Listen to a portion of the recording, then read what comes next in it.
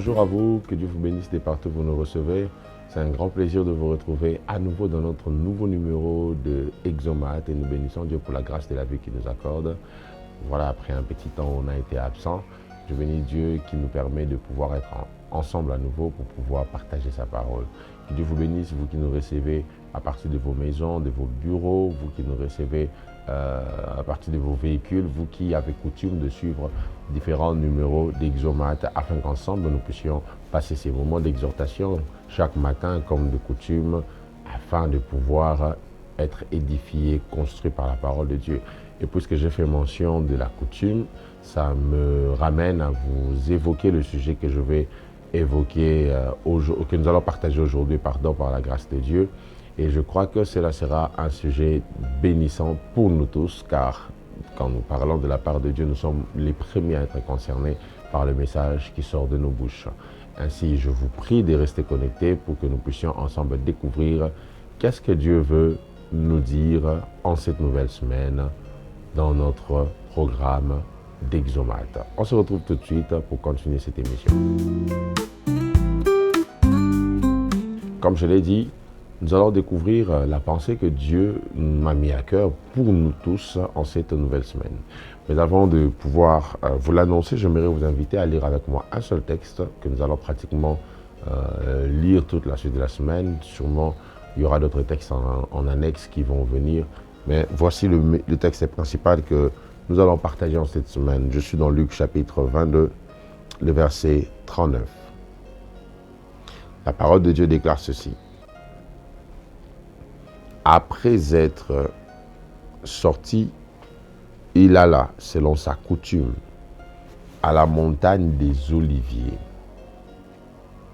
Ses disciples le suivirent. Il alla à la montagne des Oliviers, selon sa coutume. J'avais mentionné le mot coutume et je vous avais dit que ça sera un mot qui nous sera utile en cette semaine. Pourquoi j'ai dit que ça nous sera utile? Parce que le thème que le Seigneur m'a mis à cœur, que nous allons partager, s'intitule « La puissance des habitudes ». Et oui, la puissance des habitudes, si vous voulez, des coutumes, des choses que l'on fait régulièrement. La puissance des habitudes. Alors, j'aimerais commencer ce message en nous plaçant vraiment dans le contexte de cette pensée pour que nous comprenions tous quelle puissance se cache derrière ce qu'on appelle les habitudes. C'est quoi une habitude? Une habitude, c'est simplement une chose que nous faisons sans même y penser. L'habitude, c'est un ensemble de comportements qui se développent aussi par la répétition.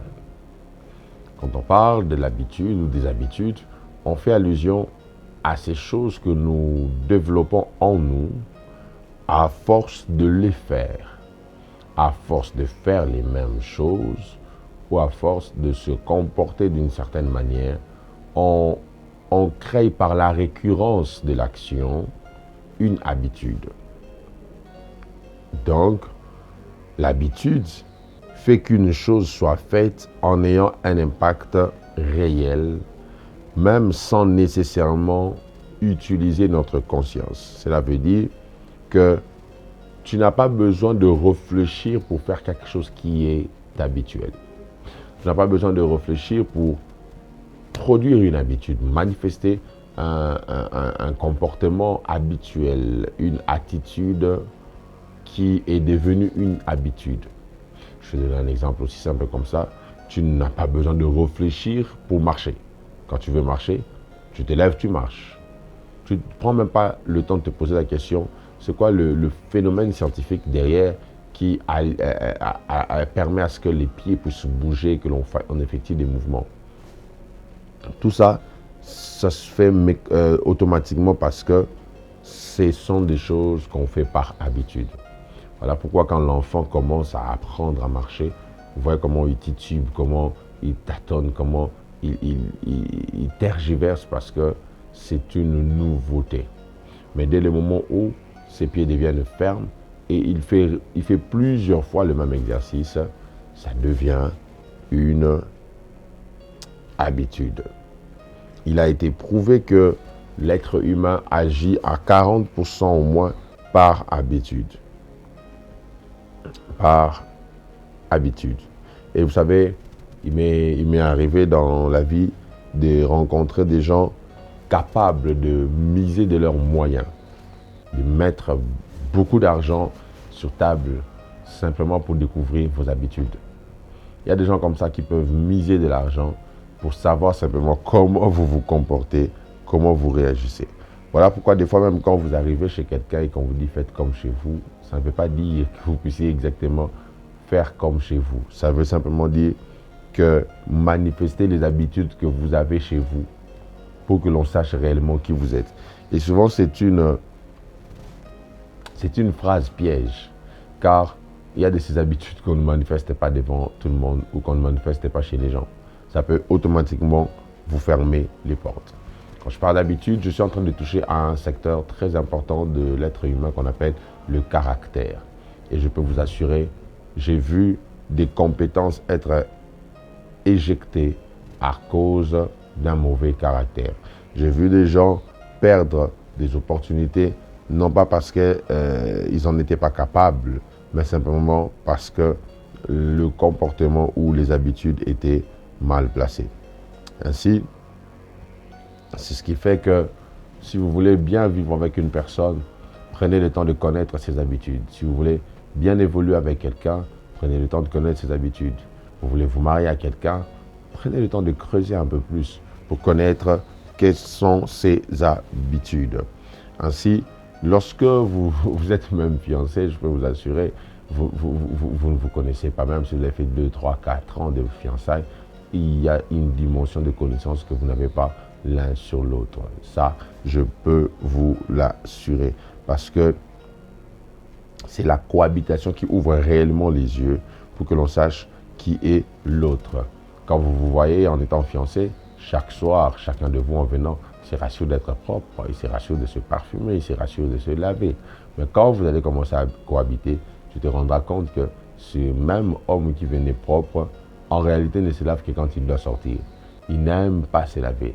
C'est parce que vos rencontres étaient des sorties pour lui qu'il s'est lavé pour sortir. Maintenant, là, que vous cohabitez, vous habitez la même maison, il n'a plus besoin de se mettre en ordre ou être propre pour quoi que ce soit.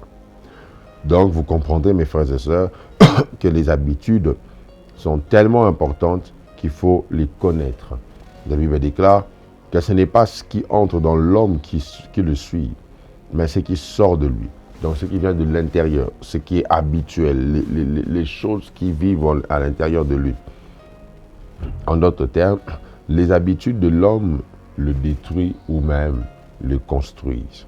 Et je suis même tenté de m'arrêter peut-être là pour poser à quelqu'un la question de savoir qui es-tu réellement? Qui es-tu réellement? Et ça, c'est très important parce que tu n'es pas ce que tu dis, mais tu es ce que tes habitudes disent que tu es. Tu es ce que tes habitudes nous montrent que tu es. Tu es ce que tes habitudes reflètent autour de nous sur ta personne. La puissance des habitudes. Ainsi, mes frères et sœurs, les habitudes sont tellement puissantes, tellement puissantes que lorsqu'une chose devient une habitude, on a du mal à la changer. Quand quelqu'un fait une faute, et il répète la faute, il en fait encore, il en fait, ça devient son style de vie. Je vous assure, ça devient difficile de relever une telle personne sans pour autant l'aide de Dieu. Et l'habitude permet à l'homme de faire facilement ce qui peut se faire difficilement. Et parmi les choses difficiles à changer dans un homme, il y a ses habitudes. Vous pouvez facilement changer quelque chose dans un homme, sauf ses habitudes. Je vois ça souvent avec les personnes âgées. Vous vous rendez compte que malgré l'âge, vous pouvez leur interdire tout, mais ils ont du mal à arrêter les choses qu'ils avaient coutume de faire quand ils étaient jeunes. Les habitudes suivent toujours l'homme. Les habitudes accompagnent l'homme. Les habitudes influencent toute la vie de l'homme. Et si les actions émanent de la réflexion, les habitudes sont dans le subconscient de l'homme, de sorte qu'il est difficile d'en sortir. Ainsi, quand vous voulez commencer une relation, quand vous voulez faire quelque chose, rassurez-vous de connaître les habitudes des autres. Quand vous observez les habitudes des gens, vous arrivez à les connaître et même mieux à les gérer. Parce que les habitudes sont très puissantes et difficiles à changer. Regardez vous-même dans votre propre vie, quand vous voulez commencer un long moment de prière, un moment de jeûne, vous vous rendez compte combien c'est difficile d'arrêter avec la nourriture. Mais dès le moment où vous avez pris l'allure, ça devient une habitude, les choses deviennent faciles. Et même dans ce contexte, c'est important que vous sachiez, que vous compreniez que même la vie de prière doit être une habitude. Celui qui n'a pas l'habitude de prier aura du mal à prier quand il en aura l'occasion. Et il faudrait peut-être même qu'il y ait des situations qui arrivent d'une manière ou d'une autre pour pousser l'homme à s'exposer à Dieu. Ainsi, pour connaître quelqu'un, il faut connaître nécessairement ses habitudes, comme je l'ai dit, et j'insiste là-dessus. Les habitudes. Donc, tel que nous sommes là en train de suivre cette émission, mes frères et sœurs, nous sommes tous construits par des habitudes. Et sachez que l'habitude ne produit pas toujours des choses habituelles. Je le reprends, les habitudes ou l'habitude ne produit pas toujours des choses bonnes. Et si nous avons les mauvaises habitudes en nous, nous allons récolter des conséquences que nous ne saurons peut-être pas gérer ou expliquer. Si vous avez l'habitude de vous prostituer, un jour vous aurez en face de vous des vraies conséquences de cette prostitution que vous ne saurez peut-être pas gérer. Voici des choses à savoir sur les habitudes. La toute première des choses, sachez que l'habitude ne produit pas toujours des choses habituelles, comme je l'ai dit, mais aussi, il est important de cultiver les bonnes habitudes. Quand une habitude est développée, l'effort diminue. Là, je suis en train de prôner ou soit de faire l'apologie des bonnes habitudes. Plus vous mettez en exergue les bonnes habitudes, l'effort pour faire les bonnes choses baisse en vous. Et quand c'est une mauvaise habitude, vous devez nécessairement vous battre pour l'expulser ou l'enlever de vous. Voici. Quand une chose devient une habitude, le fait de ne pas le faire vous fera sentir un vide. Car l'habitude fait maintenant partie de vous. Ça fait partie de votre être. Ainsi, l'homme forme d'abord les habitudes et finit par être formé par elles. Galates 5, verset 16 nous fait voir, ne marchez pas selon la chair pour ne pas accomplir ses désirs. Mais j'aimerais qu'on lise Romains chapitre 12, verset 21, un texte qui m'instruit beaucoup en ce qui concerne ce sujet. La Bible déclare, mais si ton ennemi a faim, donne-lui à manger, et s'il a soif, donne-lui à boire. Car en agissant ainsi, ce sont des charbons ardents que tu amasseras sur sa tête. Ça montre l'habitude de faire du bien, l'habitude de se surpasser, même quand on nous fait du mal, pour faire du bien. Ainsi, j'aimerais commencer à aller pour nous faire voir comment est-ce que on peut maintenant commencer à développer les habitudes, comment on fait croître les habitudes. La première des choses, pour faire croître les habitudes, c'est ce qu'on appelle l'information. L'information, mes frères et sœurs, c'est ce que tu sais qui peut te donner l'envie de faire.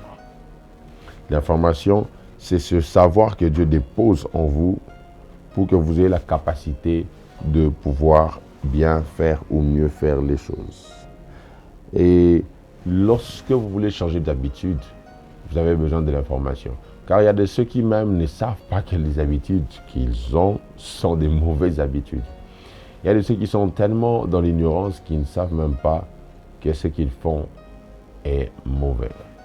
Mais ma prière et le vœu de mon cœur en ce premier jour de la semaine avec ces messages, c'est que Dieu nous donne à vous et à moi la capacité de développer des bonnes habitudes, la capacité de pouvoir, n'est-ce pas, vivre différemment, la capacité de pouvoir se donner totalement à Dieu.